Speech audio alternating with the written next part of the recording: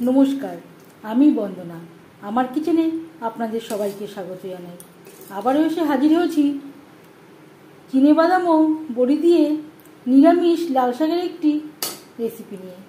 দেখে নেওয়া যাক আজকের এই রেসিপিটি।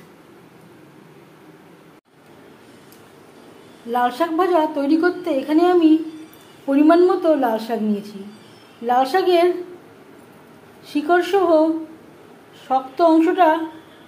শক্ত ডাঁটাটা কেটে বাদ দিয়ে দিয়েছি আর পরিষ্কার করে ধুয়ে নিয়েছি।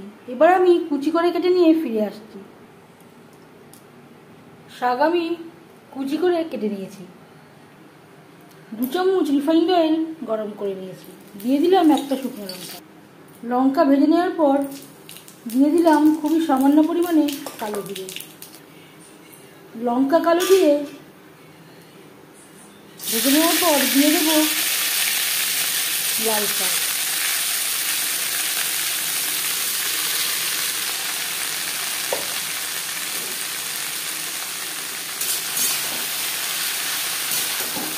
কালো জিরে ও লঙ্কার সাথে শাক বেশ ভালো করে মিক্স করে দেবো। আর লাগছে সামান্য পরিমাণে হলুদের গুঁড়ো, স্বাদ মতো লবণ।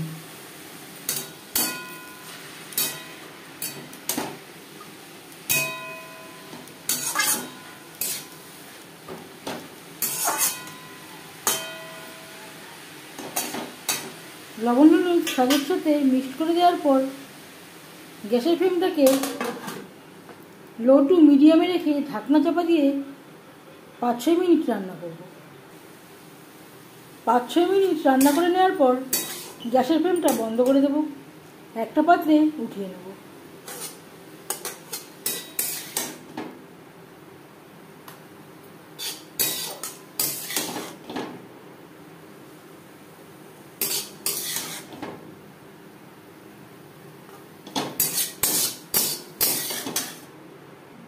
লাল শাক তৈরি করতে আর নিয়েছি 1 মুঠো চিনেবাদাম, যেটা আমি ড্রাই রোস্ট করে নেওয়ার পরে খোসা ছাড়িয়ে নিয়েছি।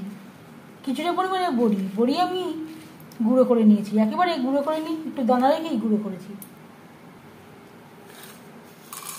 বাদাম আমি গুঁড়ো করে নেব। চিনেবাদাম আমি একটু দানা রেখেই গুঁড়ো করে নিয়েছি। কড়াইতে আবারও তেল দিয়েছি।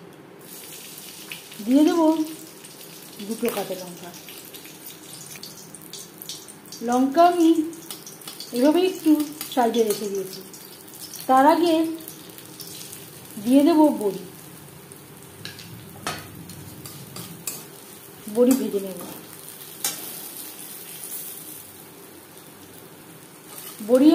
বড়ি আপনারা হেমন্দিস্তায় বা শিলনোড়ার সাহায্যে গুঁড়ো করে নিতে পারেন।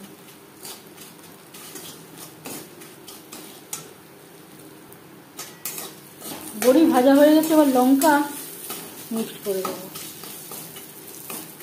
এই সময় গ্যাসের ফ্লেমটা রয়েছে একেবারে লোতে। লঙ্কা ও বড়ি ভেজে নেওয়ার পর কড়াইতে আবারও সামান্য পরিমাণে তেল দিয়েছি। চিনেবাদাম 1-2 মিনিট নাড়াচাড়া করে নেব।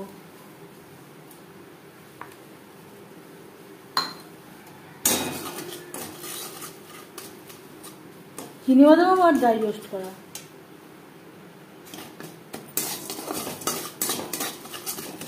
বেশ ভালো করে মিক্স করে দেব।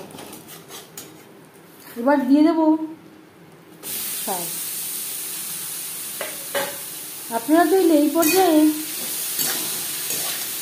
চিনেবাদাম ও বড়ির সাথে পোস্তর ব্যবহার করতে পারেন।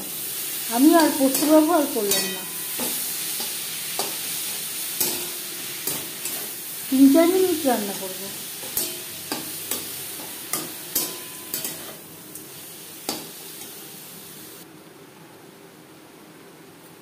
তিন 4 মিনিট নাড়াচাড়া করে নেওয়ার পর গ্যাসের ফ্লেমটা বন্ধ করে দেব।